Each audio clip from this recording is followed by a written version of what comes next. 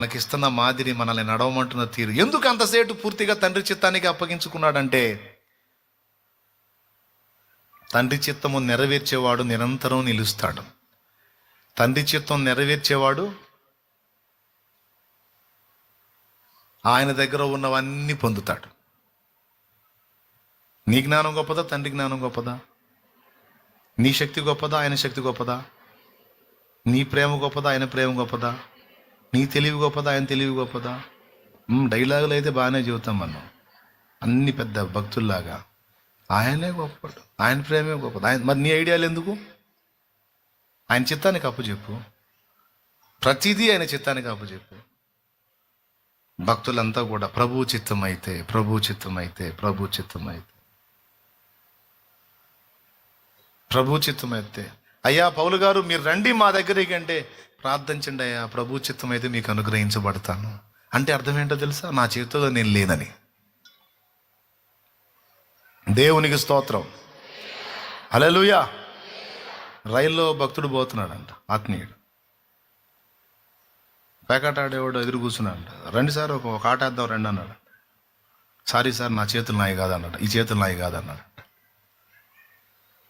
ఈ చేతులు నాయి కాదు, ఆ పని చేయడానికి పర్మిషన్ కావాలి. ఆయన పర్మిషన్ ఇవ్వలేదు, నేను రానన్నాడు. మొదటి కొరింథీ పత్రికలో చెప్పిన మాట ఎంత బాగా నెరవేర్చాడండి. మొదటి కొరింథీ పత్రిక 6:19, మీ దేహము దేవుడి వలన మీకు అనుగ్రహింపబడి మీలోనున్న పరిశుద్ధాత్మకు ఆలయమై ఉన్నదని మీరు ఎరుగరా. మీరు మీ సొత్తు కారు, మీ సొత్తు కాదు, విలువ పెట్టి కొనబడిన వారు గనుక మీ దేహములతో దేవుని మహిమపరచు. అది ఆనాడు ఆదాము హవ్వలు ఏ చిత్తంలో నుంచి తొలగిపోయి దరిద్రమంతా తెచ్చారో, ఈ దరిద్రమంతా వదిలిపోవాలంటే మళ్ళా మనం ఆ చిత్తంలోకి పోవటమే ఉత్తమం. ఇదండి ఫైనల్ స్టేట్మెంటు, దేవుని స్టేట్మెంటు. దేవునికి ఎందుకంటే మన దేవుడు ప్రేమ గల్లవాడు, కనికరం గల్లవాడు, జాలి గల్లవాడు, మంచివాడు. మన భవిష్యత్తును గూర్చి మనకంటే బాగా ఆలోచించగలవాడు.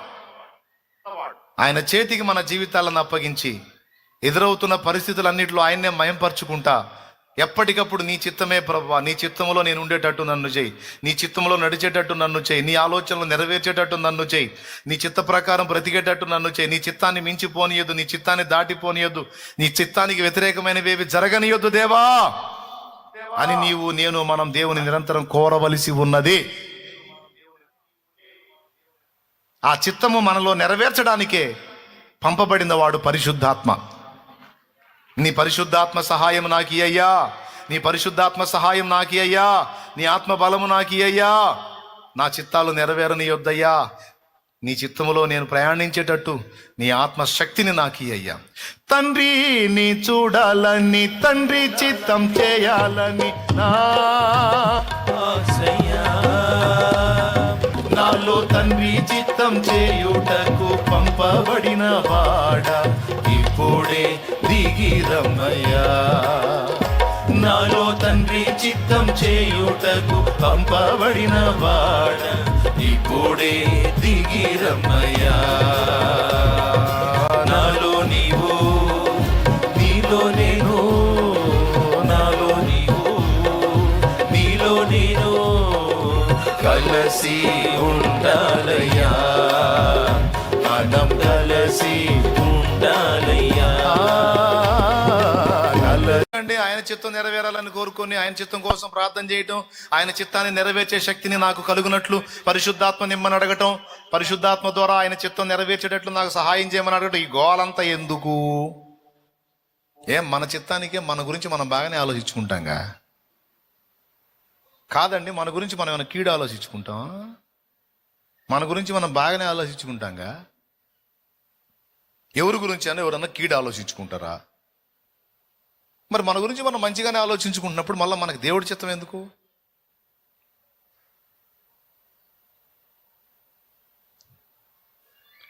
మన గురించి నిజంగా మనకు మంచిగా ఆలోచించుకొని, మన గురించి మనకి మంచి ప్రణాళికలు రచించుకొని, మన గురించి మనకు అన్ని విషయాల్లో మంచి చేసుకునే సత్తా మనకుంటే, ఆ ఛాన్స్ మనకుంటే, అసలు ఆయన చిత్తం కిందికి రండి అని పిలిపే అవసరం లేదు. ఆయన చిత్తం కిందికి రండర్రా అని పిలిపే అవసరం లేదు. కానీ మనకు అంత సీన్ లేదు, అది విషయం. అర్థమైందా? మనం అమ్మకు రాబోయి డైరెక్ట్గా చెప్పాలంటే కొనుక్కొచ్చుకుంటాం. అది మన సైకాలజీ. వాళ్ళ నుంచి ఆదాం హవ్వల నుంచి మనకు వచ్చినది అది. అమ్మకు రాబోయి కొనుక్కొచ్చుకోవటం. అర్థమైందా? ఏం చేసింది వాళ్ళ చిత్తం? వద్దన్న పని చేసి జీవాన్ని తెచ్చిందా, మరణాన్ని తెచ్చిందా? సరే, బాగా తెలివి వచ్చింది. అది తిన్నాక ఎంత బాగా తెలివి వచ్చిందంటే ఆకులు కొట్టుకునే తెలివి వచ్చింది. ఆకులు ఎన్ని రోజులు ఉంటాయి? గట్టిగా ఎండాగాలి తగిలిందంటే మొల మీద ఉన్న ఆకులు పెట్లిపోతాయి అంటారు. పెట్లిపోతాయి. ఇక ఆకుల పరిచర్య ఏంటంటే రోజు చేసుకోవాల్సిందే. కానీ దేవుడి జ్ఞానం చూడు, చర్మపు చొక్కాయలు చేయించి తొడిగించాడు. అది ఫిక్స్డ్. ఈ చర్మానికి ఆ చర్మం భద్రత. పక్కగా కచ్చడాలు సెట్ అయిపోతాయి. చలి, ఎండ, వాన 3 కాలాలకు సరిపోతాయి. ఇంకొకటి అసలైంది ఇదే. ఇప్పుడు వాళ్ళు సొంత చిత్తం చేశారు. చేసి ధైర్యంగా, ప్రశాంతంగా, మనశ్శాంతిగా తిరిగారా? భయపడి దాక్కున్నారా? ఈ కర్మ ఎందుకు వచ్చింది? సొంత చిత్తం నెరవేర్చుకున్నందుకు వచ్చింది. అప్పటి నుంచి ఇప్పటిదాకా భయంలోనేగా బతుకంతా, భయం గుప్పెట్లోనేగా బతుకంతా. ఏదో దాని గురించి భయం, ఏదో దాని రోగాన్ని గురించి భయం, అప్పుల గురించి భయం, సమస్యల గురించి భయం, ఆత్మీయ జీవితంలో పడతాలు ఎగుస్తున్నప్పుడు ఈ ఆత్మీయ పతనాన్ని గూర్చిన భయం, మరణాన్ని గూర్చిన భయం, నరకాన్ని గూర్చిన భయం, సైతాన్ని గూర్చిన భయం, మాంత్రిక విద్యలను గూర్చిన భయం, శత్రు భయం. ఏమండి? కోడలకు అత్తగారి భయం, అత్తగారి కోడల భయం, అత్తగారు రాచి రంపాన పెట్టిద్దామని కోడల భయం. పెళ్లి కాకముందే ఏ అత్త వచ్చిద్దో, ఏ సైతాన్ వచ్చిద్దో అని. ఏమండి? అత్తగారికి ఏమో కోడలి భయం, కొడుకుని తీసుకొని పోయిద్దాం పక్కగాని. కొడుకేం వీళ్ళిద్దరు దండుకుంటారేమో భయం. దేవునికి స్తోత్రం. ప్రతి మనుష్యుడు దేనికో దానికి భయపడతానే భయమే. నాకు అసలు ఏ భయం లేదు అన్నోళ్ళు ఎవరు చేతులు ఎత్తండి. అసలు దేని గురించి భయం లేదు నాకు అసలు అన్నోళ్ళు చేతులు ఎత్తండి. నాకు కొన్ని విషయాల్లో భయాలు ఉన్నాయి అన్నోళ్ళు చేతులు ఎత్తండి. ఆదాం జీవితంలో దైవ చిత్తానికి వ్యతిరేకంగా అడుగులేసినప్పుడు ప్రవేశించింది. అది మనలో నుండి తొలగిపోయి ధైర్యముగా మనం ముందుకు సాగాలి అంటే మళ్ళా మనం కోల్పోయిన ఆ చిత్తంలోనికి మళ్ళా మనం వస్తే అప్పుడు ఇక మనం నిరభ్యంతరంగా, నిర్భీతిగా, నిబ్బరముగా ముందుకు సాగగలం. ఎన్నిసార్లు చెప్పాడో యేసయ్య. ఎందుకో తెలుసా? మనకి భయం ఎక్కువ. అందుకనే దాదాపు 365 కంటే ఎక్కువ సార్లు భయపడకుడి రోజుకు ఒకసారి భయపడకూడని రాసుకోవచ్చు. అన్నిసార్లు మాట్లాడాడు బైబిల్లో భయపడకుడి అని. నిబ్బరమైన బుద్ధి. నిబ్బరము అంటే నిర్భయము, భయము లేని స్థితి. ఎప్పుడొచ్చింది? మళ్ళా ఆయన చిత్తం లోపలికి వెళ్ళినప్పుడు. ఆయన చిత్తానికి ఎలా వెళ్ళగలం? ఆయన సంపూర్ణంగా నిన్ను ప్రేమిస్తున్నాడని నీకు విశ్వాసం ఉంటే ఆయన చిత్తాన్ని అడగగలుగుతాం. ఆయన నాకంటే జ్ఞానవంతుడు అనే విశ్వాసం నీకుంటే ఆయన చిత్తాన్ని అడగగలుగుతాం. ఆయన నాకంటే బలవంతుడు అనే విశ్వాసం నీకుంటే అయ్యా నీ చిత్తమే ప్రభువా అనగలుగుతావు. అర్థమైందా?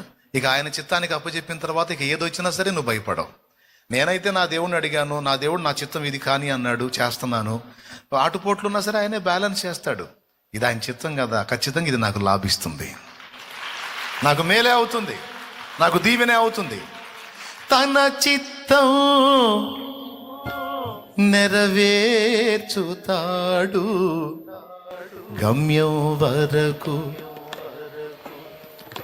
అంధకారమే దారి మూసిన నిందలేనను కృంగదీసిన, అంధకారమే దారి మూసిన నిందలేనను కృంగదీసిన, తన చిత్తం నెరవేర్చుతాడు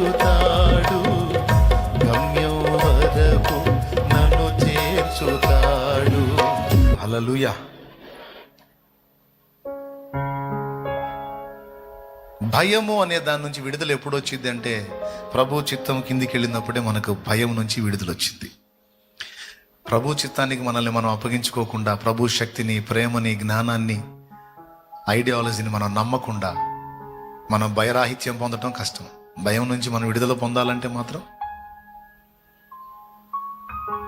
ఆయనకు అప్పచెప్పుకోవాలి. అలా నిజంగా అప్పచెప్పుకున్న వాళ్ళు కూడా కొంతమందిని చూశాను. వాళ్ళు కలవరంలో బ్రతకరు. కలవరంలో ఉండరాళ్ళు.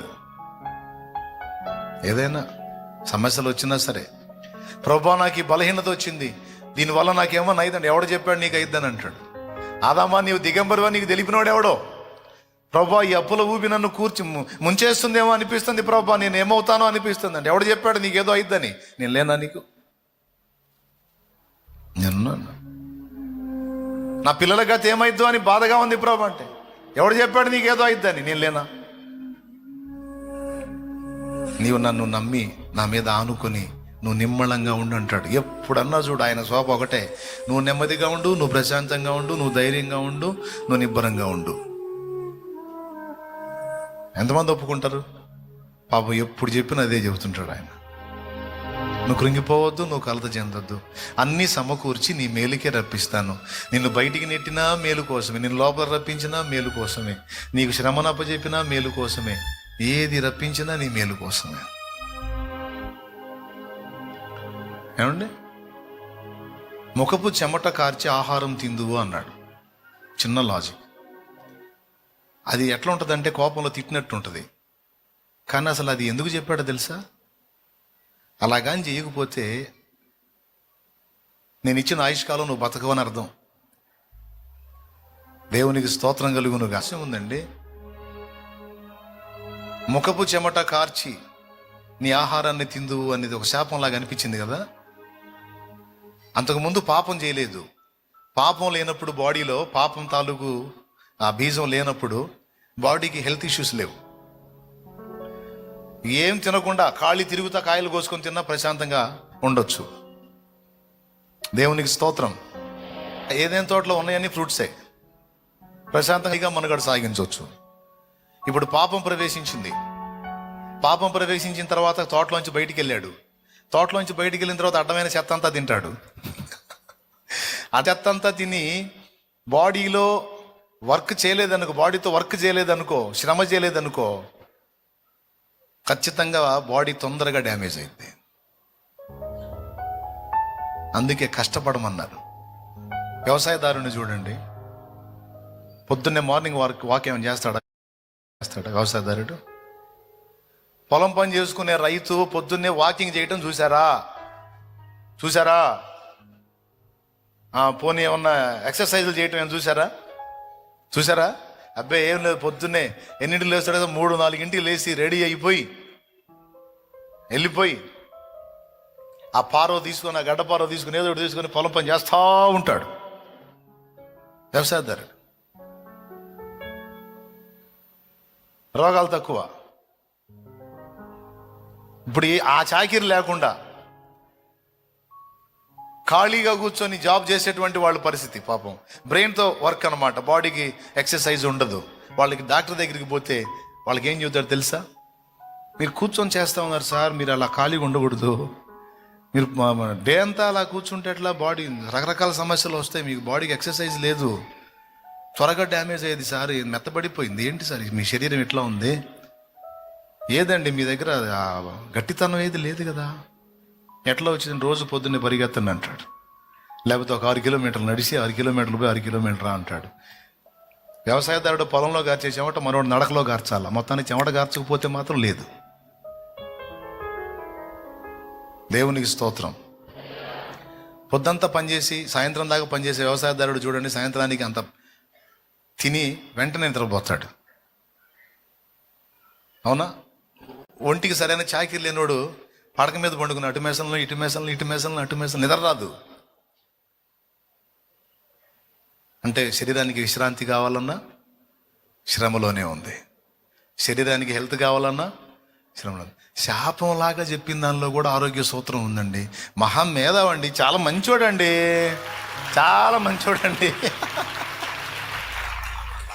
ప్రతి దానిలో మన మేలునే వెతుకుతాడండి. ప్రతి దానిలో మన మేలునే వెతుకుతాడు.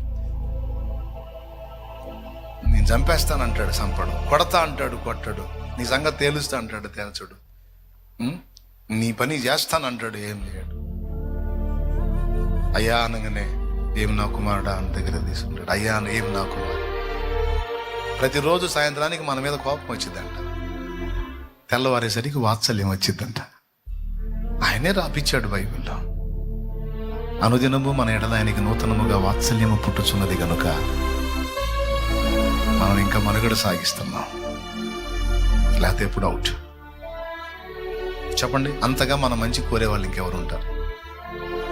కాబట్టి భయం నుండి విడుదల పొంది నెమ్మదిగా మన బ్రతుకు దినములు గడవాలంటే మన ఆదాము హవ్వలు కోల్పోయినటువంటి ప్రభు చిత్తంలోకి మనల్ని మనం అప్పగించుకోవటమే.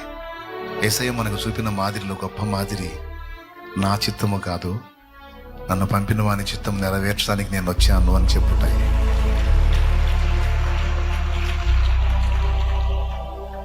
దేవుడు నిన్ను ప్రేమిస్తున్నాడని నమ్మావా?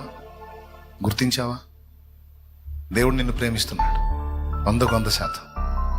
ఆయనకి తెలియకుండా నీ జీవితంలో ఏది జరగట్లేదు. నిన్ను ప్రేమించే దేవుడు నీ కీడెందుకు చేస్తాడు మా? నిన్ను ప్రేమించే దేవుడు నీ కీడెందుకు చేస్తాడు నాయనా? కీడులాగా నీ కనబడే పరిస్థితులన్నీ నీ మేలుకే మారుతాయి. అలా చేస్తాడు ఆయన. మన కీడులాగా చెప్పే ఇప్పుడు శాపాలాగా చూపించినవి కూడా మనకు ఆశీర్వాదకరంగా ఎలాగ ఉన్నాయో చూడండి. అట్లాగా ప్రతి దానిలో మన మంచి, మన మేలు, మన క్షేమం, మన సంతోషం, మన ఆనందాన్ని 100% వెతికే మన మంచి డాడీ యేసయ్య.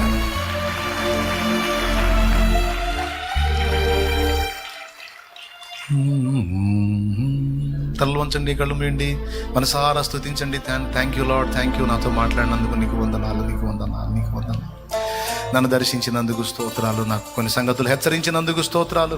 ఎక్కడెక్కడ నేను దారి తప్పిపోతున్నాను, ఎక్కడెక్కడ దారి మళ్ళీపోతున్నాను, ఎక్కడ దిగంబన అవుతున్నాను, అనేక సంగతులు నాకు నేర్పించినందుకు నీకు స్తోత్రాలు. అనేక ప్రత్యక్షతలు నాకు ఇచ్చినందుకు నీకు వందనాలు ప్రభువా. నీ కృతజ్ఞతలు ప్రభువా అంటూ దేవుని స్తుతించండి. నా మంచి దేవుడా, నా మంచి దేవుడా, నా మంచి దేవుడా, నా తండ్రి, నా రథసారథి, కళ్యం లేని గుర్రం అలాగా ఇష్టం వచ్చినట్టు తిరగకుండా నన్ను కట్టడి చేతండి, కట్టడి చేతండి, కంట్రోల్ చేతండి, నన్ను కంట్రోల్ చేతండి. నీ రథాశ్వంగా నన్ను కంట్రోల్ చేతండి. నీకు స్తోత్రము, స్తోత్రము.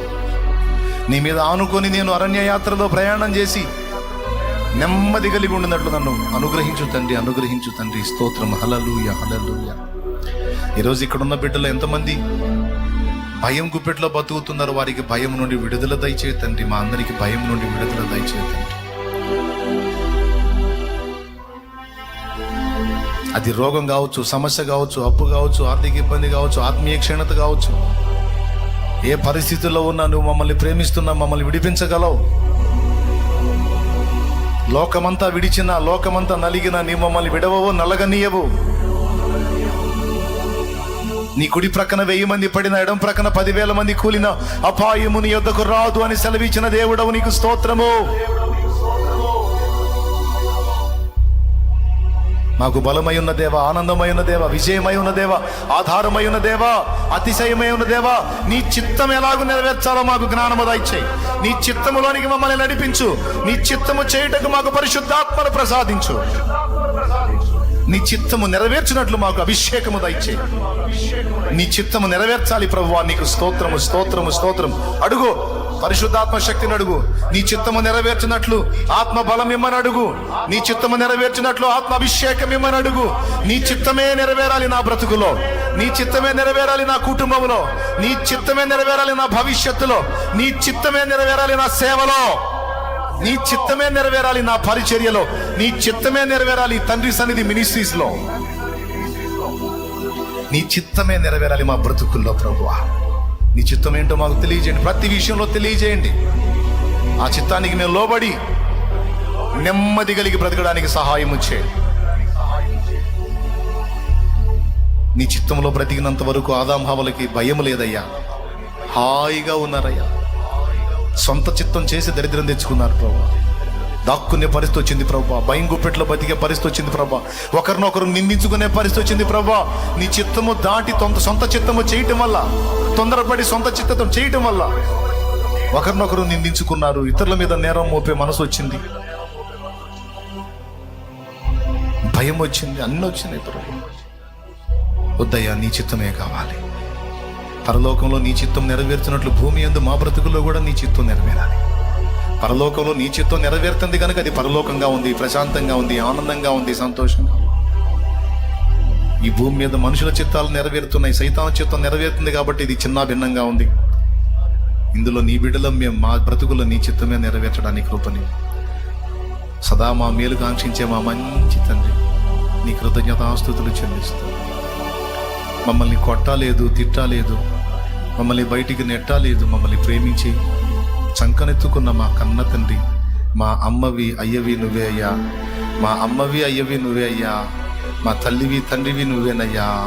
అయ్యా, మమ్మల్ని విడనాడకయ్యా, ఎడబాయకయ్యా, అసహించుకోకయ్యా, త్రోసివేయకయ్యా, మమ్మల్ని ఈసడించుకోకయ్యా, విసుగెంతకయ్యా, విసుగు చెందకయ్యా, విసుగెత్తిపోకయ్యా. అయ్యా ప్లీజ్ అయ్యా, మమ్మల్ని విడనాడకయ్యా. అయ్యా అయ్యా అయ్యా అయ్యా మంటి వారమని జ్ఞాపకం చేసుకోయ్యా, బలహీనమని జ్ఞాపకం చేసుకోయ్యా, తెలివి తక్కువ వారమయ్యా, తెలివి లేని వారమయ్యా, అల్పులమయ్యా, చెంచలులమయ్యా, స్థిరము లేని వారమయ్యా. అయ్యా జాలిపడయ్యా, దయజూపయ్యా.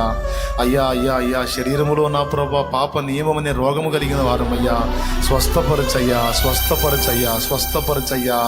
మా నోటి మాటల్లో తొందర ఉంటుందయ్యా, మా హృదయ ఆలోచనలో తొందర ఉంటుందయ్యా, మా వినికిడిలో లోపాలు ఉంటాయా, మా నడతల్లో మా చేతల్లో పొరపాట్లు ఉంటాయా. అయ్యా అసహించుకోకయ్యా, అయ్యా విసిరివేయకయ్యా, త్రోసివేయకయ్యా. అయ్యా అయ్యా నీకు ఇష్టమైన పాత్రగా మేము రూపుదిద్దబడినట్లు మమ్మల్ని శుద్ధి చేయయ్యా, శుద్ధి చేయయ్యా. అయ్యా అయ్యా నీకు ఇష్టముగా నడుచుకోవటానికి మాకు నేర్పించయ్యా. అయ్యా బలమి అయ్యా, తెలివి అయ్యా, దుష్టుని తప్పించుకునే తెలివి అయ్యా, సాతాను శక్తులను తప్పించుకునే తెలివి అయ్యా, సత్యములో నిలుపయ్యా, దుర్బోధకు చెవినీయక దుర్బోధను గుర్తుపట్టే వివేచన జ్ఞానము దయచేయ్యా. అయ్యా అయ్యా కనికరించి ఈ ప్రార్థన మనవులుగా అయిపోయి మమ్మల్ని అందరినీ కూడా సరిగా చెక్కమని, నీ చిత్తములో మమ్మల్ని స్థిరపరచమని, నీ ప్రేమలోని ప్రత్యేకమైన విలక్షణత్వాలన్నిటిని కూడా గుర్తెరిగి మేము నిన్ను హత్తుకోవటానికి సహాయము చేయమని కృతజ్ఞత వందనాలు చెల్లిస్తూ యేసు నామములో ప్రార్థిస్తున్నాం తండ్రి. ఆమేన్, ఆమేన్. నేను మీకు ఇంకా ముగింపు ప్రార్థన చేసేస్తాను. మీ సమయం మీది. ప్రార్థనలో కాసేపు గడపవచ్చు, దేవునితో మనసారా మాట్లాడుకోవచ్చు. మళ్ళీ ఆలోచన చేయండి. పరలోకం ప్రశాంతంగా ఉందంటే అక్కడ దేవుని చిత్తం నెరవేరుతుంది. ఆదాం హవ్వలో కొంతకాలం భయం లేకుండా కొన్ని సంవత్సరాలు బ్రతికారు. భయం అనేది ఎరగకుండా అంటే వాళ్ళు దేవుని చిత్తంలో బ్రతికారు కనుక ప్రశాంతంగా.